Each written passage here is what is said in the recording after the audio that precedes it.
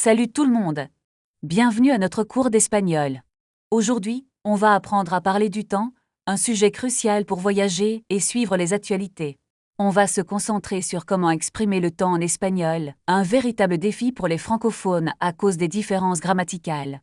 Préparez-vous à explorer le verbe assez utilisé de façon surprenante pour parler de la météo.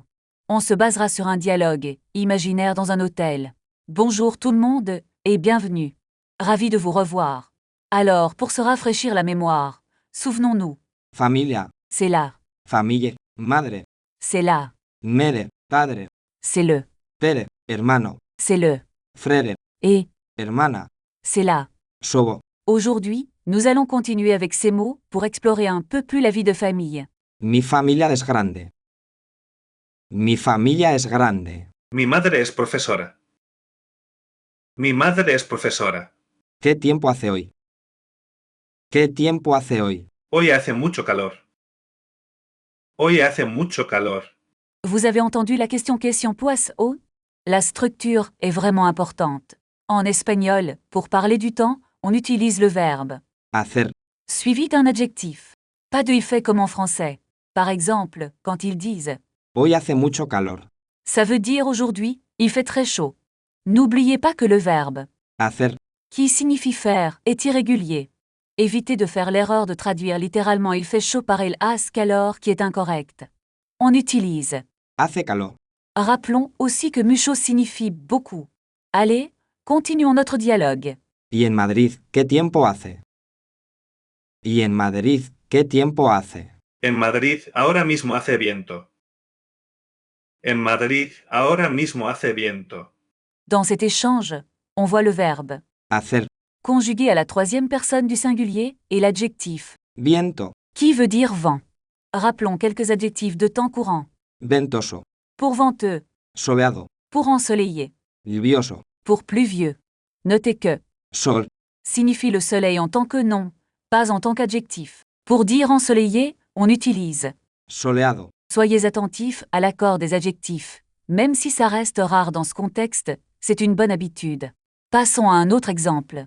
Qué pena. Hay lluvia.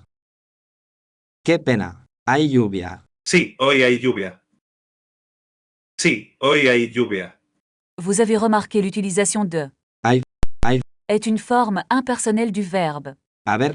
qui signifie il y a. On utilise Hay. pour signaler l'existence ou la présence de quelque chose. Donc, Hoy hay lluvia. veut dire aujourd'hui, il y a de la pluie. C'est différent du français où on dit simplement il pleut. Faites attention à cette structure, car elle est très courante. Regardons les dernières lignes de notre dialogue. Sí, hace mucho frío. Sí, hace mucho frío. Aujourd'hui, nous allons apprendre à formuler des demandes d'information à l'impératif. C'est essentiel pour interagir avec les autres.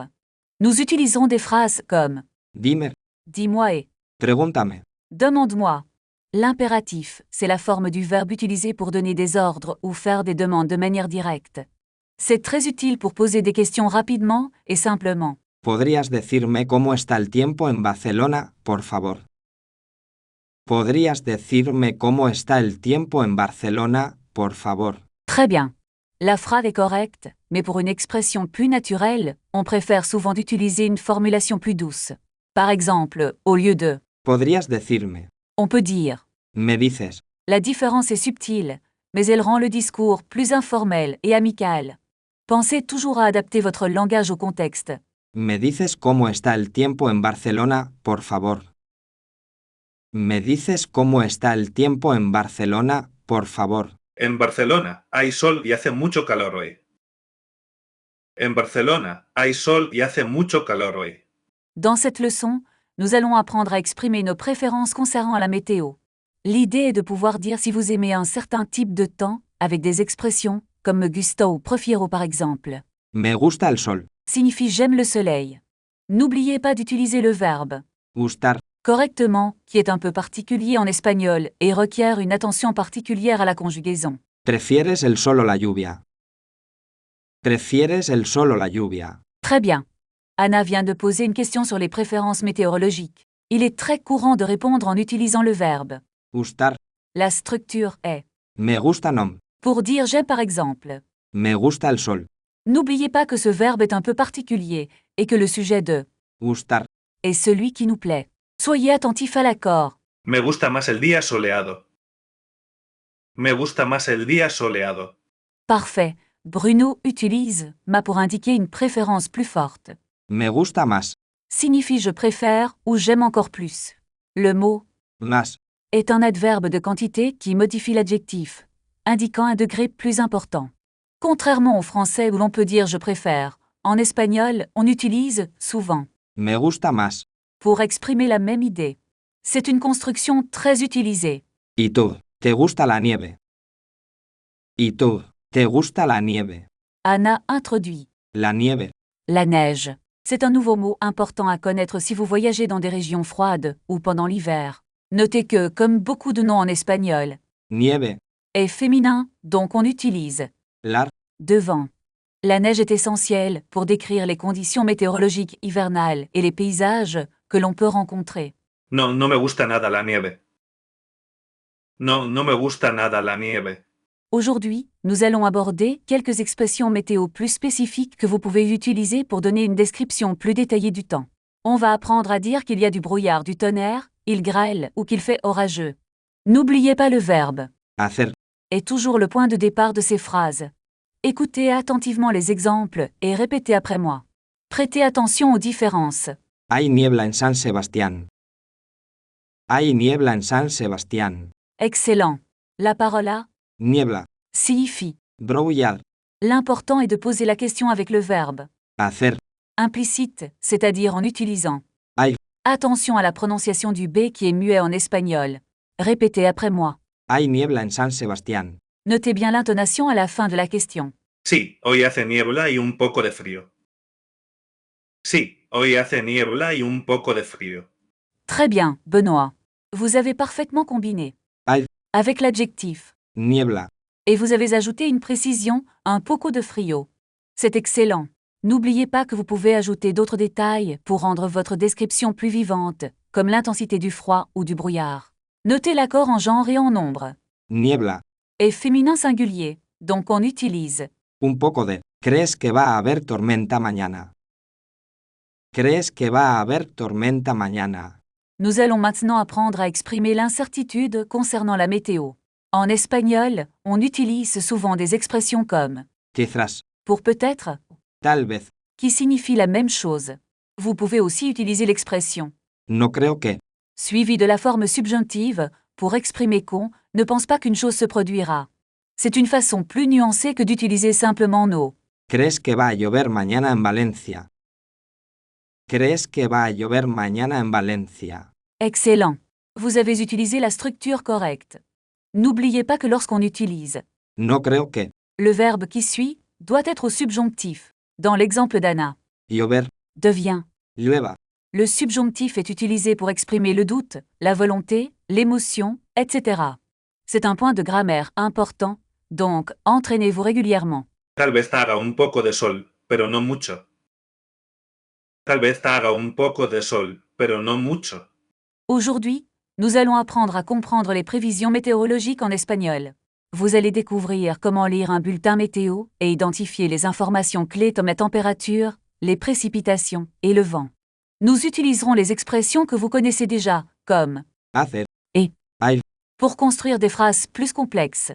Prêtez attention aux différentes formulations possibles.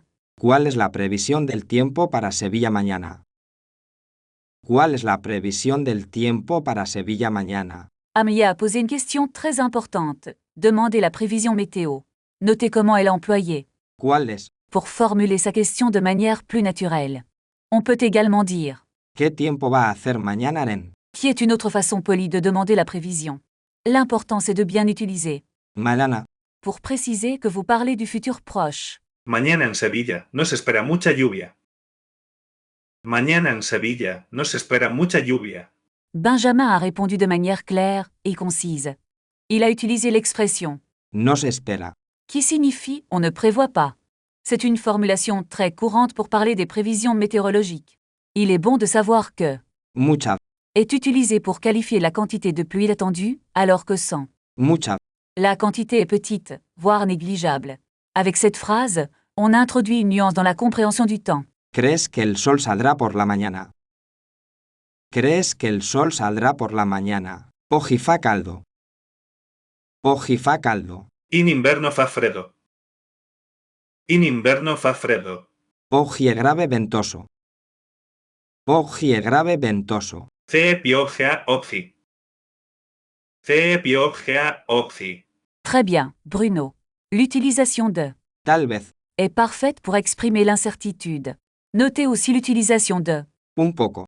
un peu pour adoucir l'affirmation. Ceci est très courant en espagnol pour éviter d'être trop catégorique. Maintenant, essayons d'intégrer ces concepts pour décrire la météo dans d'autres régions. Parfait. Bruno a bien utilisé l'expression Hay sol. il y a du soleil pour décrire le temps. Pour enrichir la description, on peut ajouter des détails sur la température. Par exemple, au lieu de juste dire Hace mucho calor. on pourrait ajouter Hace una temperatura agradable. il fait une température agréable ou Hace un calor bochorno. il fait une chaleur étouffante. Varier le vocabulaire rend la description plus vivante et précise. Pour résumer, nous avons vu comment utiliser le verbe Hacer. pour parler du temps. N'oubliez pas, le verbe Hacer. est irrégulier. La structure est. Hace adjectif. Il est très important de ne pas traduire il fait directement. L'utilisation de Hay. pour dire il y a est également essentielle. Enfin, maîtrisez les adjectifs de temps les plus courants. Ventoso. Soleado. Lluvioso. Et voilà. Restez motivés. Pour la prochaine fois, je vous propose de décrire le temps dans différentes villes du monde en utilisant les structures qu'on a vues aujourd'hui. Par exemple, à Paris, il fait essayer d'être créatif avec les adjectifs et utiliser Hay. quand c'est adapté. N'hésitez pas à chercher des vidéos sur le temps dans divers pays en espagnol pour pratiquer votre compréhension. Bon courage et à bientôt pour continuer l'apprentissage de l'espagnol. Avant de vous quitter, quelques types de prononciation. Faites attention au vrai rouler dents. Hacer. Au J, espagnol dent, Oír. qui se prononce comme un H aspiré, et à la façon de former le Z et le C devant au oui. Entraînez-vous à bien les prononcer. Et si vous avez des questions, n'hésitez pas à les poser. Hasta la próxima. Et voilà, nous arrivons à la fin de notre leçon. Nous avons vu comment décrire la météo en espagnol, en comparant avec le français. N'oubliez pas, pour dire qu'il fait chaud en espagnol, on utilise Hace calor. pas Il fait chaud. comme en français. Première question. Comment comprendre la différence entre ascalor et la façon dont on dirait ça en français? La réponse est il faut utiliser assez suivi d'un adjectif. C'est la structure de base pour exprimer la météo en espagnol. Deuxième question. Pourquoi le verbe assez est-il si important dans cette leçon? La réponse est il est irrégulier, mais est essentiel pour décrire le climat. Bien qu'il puisse sembler difficile, il est partout dans les descriptions météorologiques. Parfait. Vous avez bien suivi. Pour vous entraîner, je vous propose un petit devoir. Je veux que vous décriviez le temps actuel dans votre ville, oralement. Utilisez les mots et expressions que nous avons vus aujourd'hui. Soyez créatifs et n'hésitez pas à prendre l'initiative. Practica describiendo el tiempo en tu ciudad. Ahora, escribe una frase sobre el clima de hoy. Practica describiendo el tiempo en tu ciudad. Ahora, escribe una frase sobre el clima de hoy.